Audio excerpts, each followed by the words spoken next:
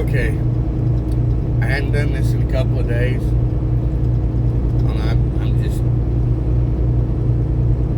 I feel led to do something else now. And if not just for today.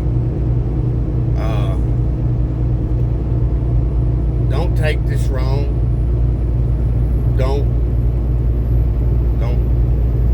think that I'm pointing any fingers or anything like that. This ain't directed at anyone in particular.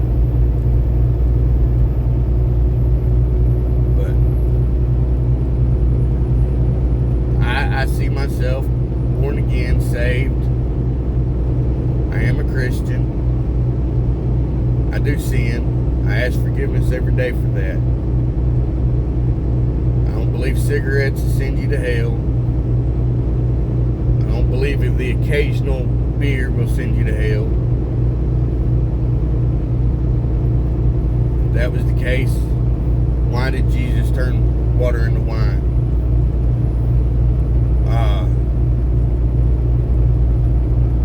That's a little bit off subject.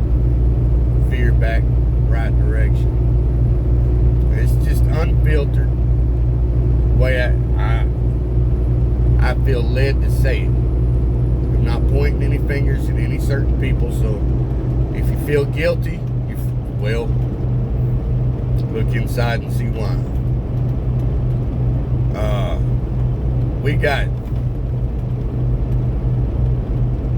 We got to start looking at this a little bit different.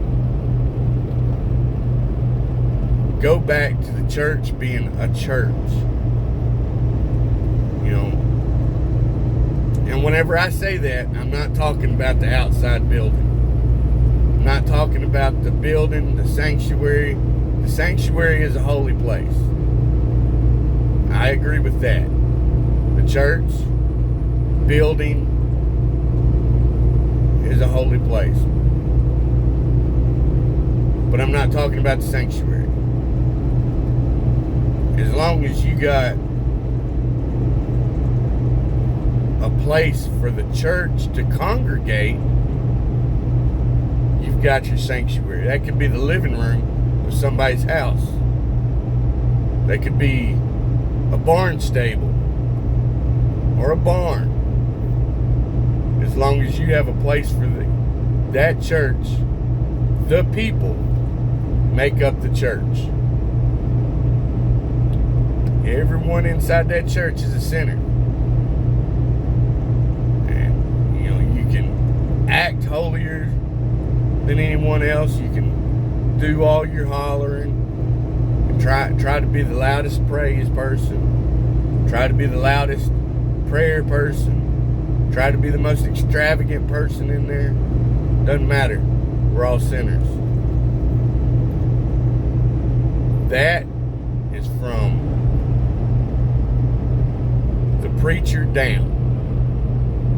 Preachers sin too.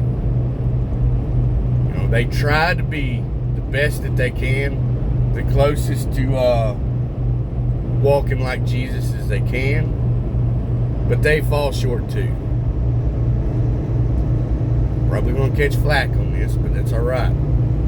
I'm completely and totally prepared for it. It don't bother me because I'm just saying what I need to say. Now, going back to that, we need to start seeing each other as brothers and sisters. Start checking in on each other. Now, don't get me wrong, I know telephone calls go both ways.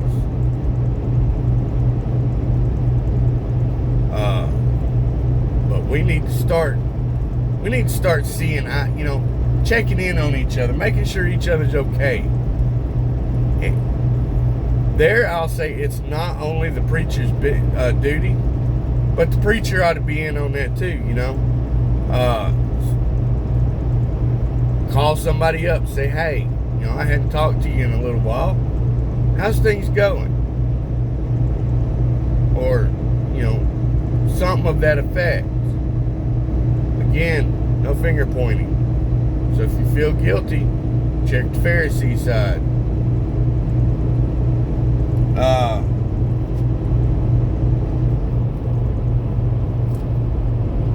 was going with this is there is no one person more holy than any other person in the church. This is where I'm going to start catching flack. I agree, you have your teachers, you have your leaders, you have all of that kind of good stuff in the church. But every one of us sins. Every one of us falls short. Including the preachers, including the preacher's family. Now, and I'm again pointing no fingers, because I've seen a few churches doing this, and I don't particularly understand it. But preachers also need to understand that their family ain't more holy than anybody else in the church. Just because you're the leader of that church at that time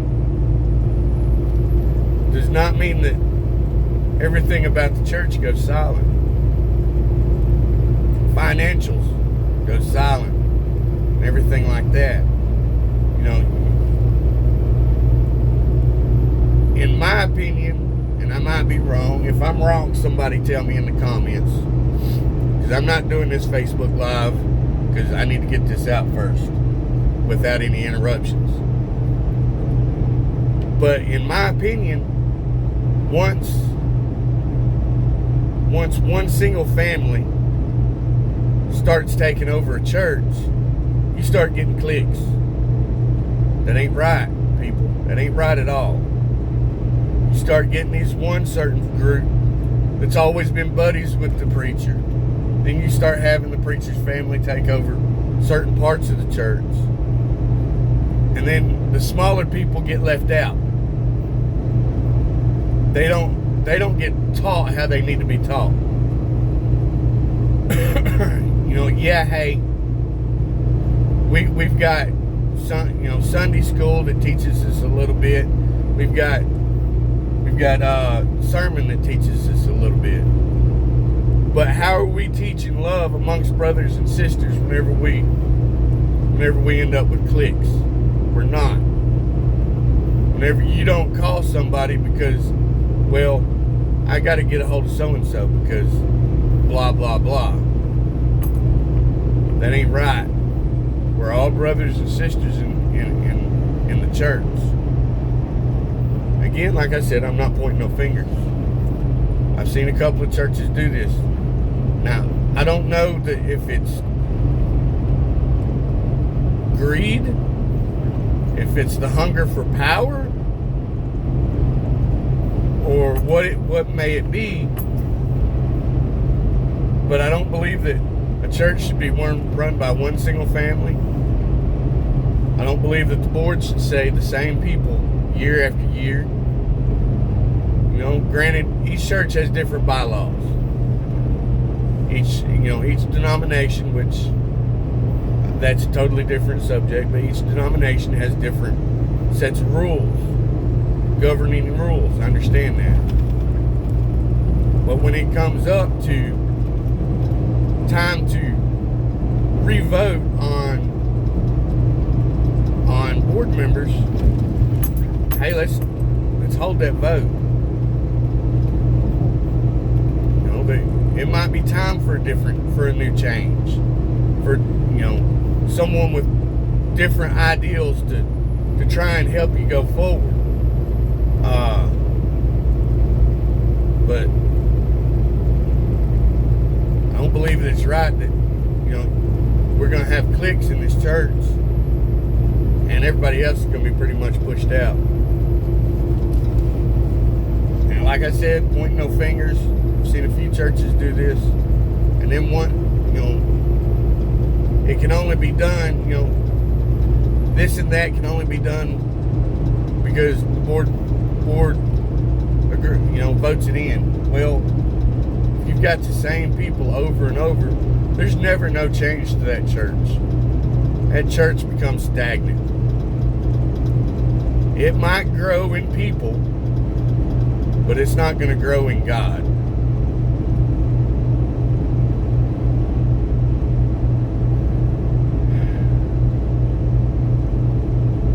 back to, we're all brothers and sisters. We all need to start looking at it like that. And if we can't reach out to each other, how are we going to reach out to the world? Somebody comes walking into a church. How you doing? I'm doing good. I'm so and so. Well, I'm so and so. You know, we're happy that you're visiting, and then it ends right there. You got people looking at people weird. You know, it ain't about a hair color. It ain't about clothes. Every one of us sins.